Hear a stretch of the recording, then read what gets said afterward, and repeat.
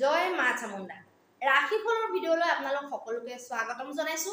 ৰাশিৰ ফল 22 মে 2024 শুক্ল পক্ষৰ চতুৰ্দশী তিথি পৰিছে আৰু বুধবাৰ পৰিছে। আৰু আজিৰ দিনটোত যিসকল শিশু জন্মগ্ৰহণ কৰিব তেওঁলোকৰ হ'ব তুলা ৰাশি, আৰু আজিৰ দিনটোত যিসকল কন্যা পুষ্পিতা হ'ব তেওঁলোকৰ হ'ব প্ৰতিহিনা যোগ। গতিকে আপোনালোকে নিজৰ জন্ম ৰাশিৰ আধাৰত আমাৰ এই ৰাশিৰ ফলসমূহ চাব পাৰিব। ৰাশিৰ ফলসমূহত চাওঁতে যদি আপোনালোকৰ জন্ম ৰাশিৰ গম পোৱা কোনো যদি উপায় নাথাকে তেনেকুৱা অৱস্থাতহে আপোনালোকে নিজৰ নাম ৰাশিৰ ফালৰ পৰা ৰাশিৰ ফলসমূহ চাব, নহ'লে আপোনালোকে সদায় জন্ম ৰাশিৰ ফালৰ পৰা চাবলৈ চেষ্টা কৰিব।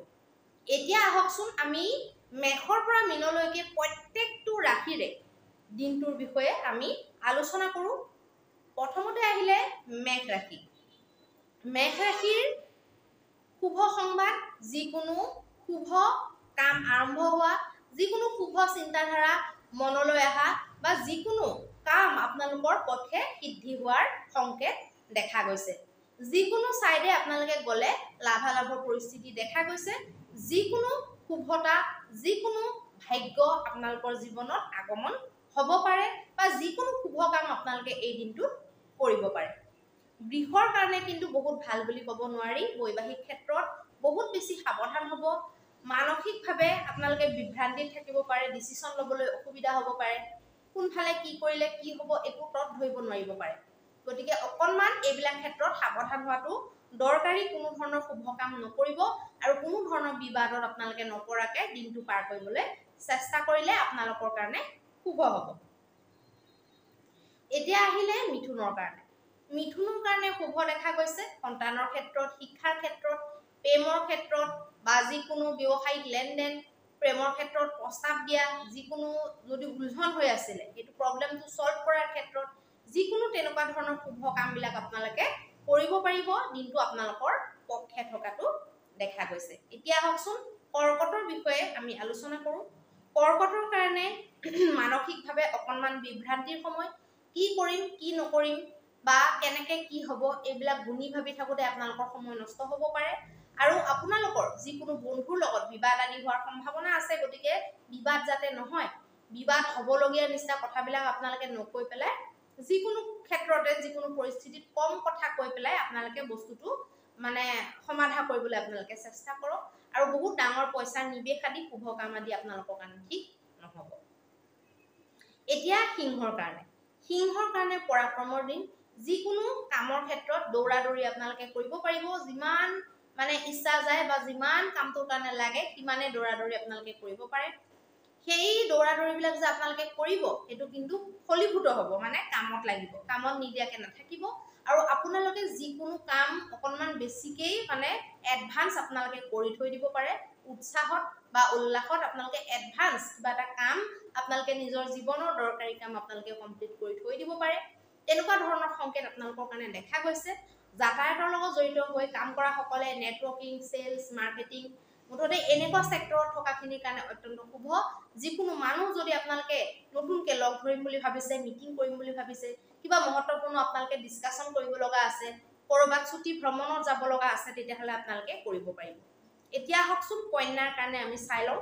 কন্যাৰ কাৰণে কিন্তু বৈবাহিক ক্ষেত্ৰত ভাল নহয়। কাজিয়া পেচাল লাগিব পাৰে, সৰু কথাত মনত দুখ পাব পাৰে, মন বেয়া হ'ব পাৰে, যিকোনো অপ্ৰিয় কথা বতৰা ঘৰখনত হ'ব পাৰে। গতিকে সাৱধান হ'ব। যিকোনো কথাত উত্তেজিত হৈ পেলাই উত্তৰ নিদিব।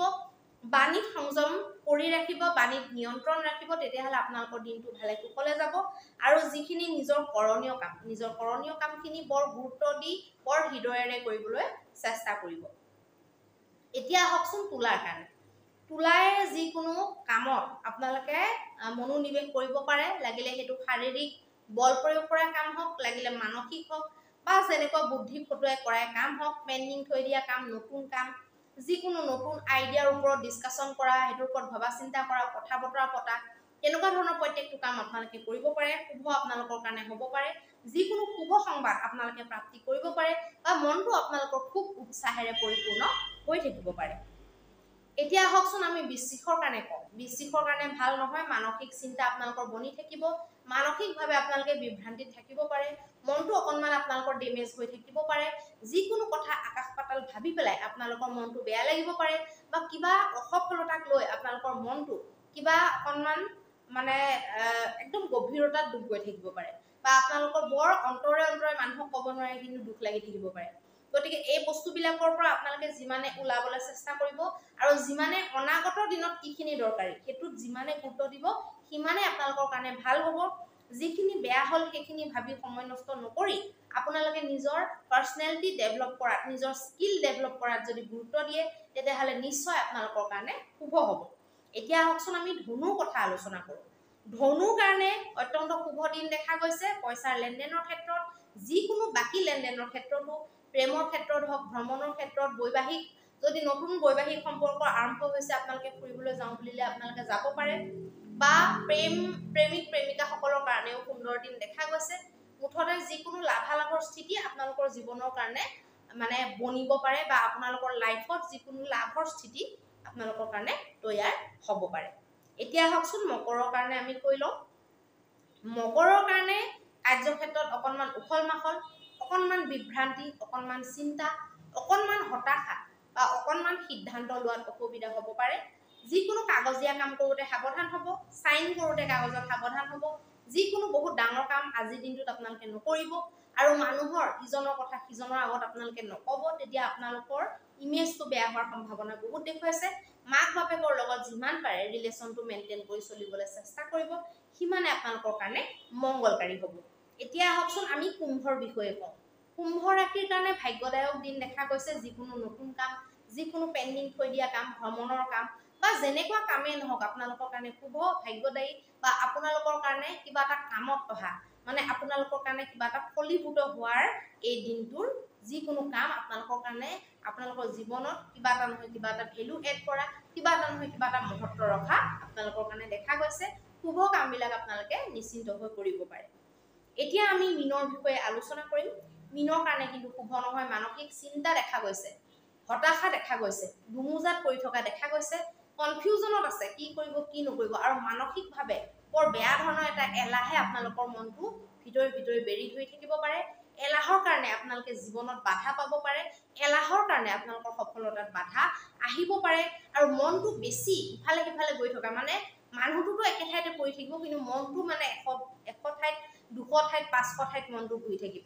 সেই বস্তুটোৱেও আপোনালোকৰ সফলতাত বাধা দিয়ে। গতিকে নিজৰ মনটোক সংযমিত কৰাটো আপোনালোকৰ কাৰণে চবতছে বেছি দৰকাৰী হ'ব। এতিয়া আহকচোন আমি মহা উপায়ৰ কথা আলোচনা কৰোঁ।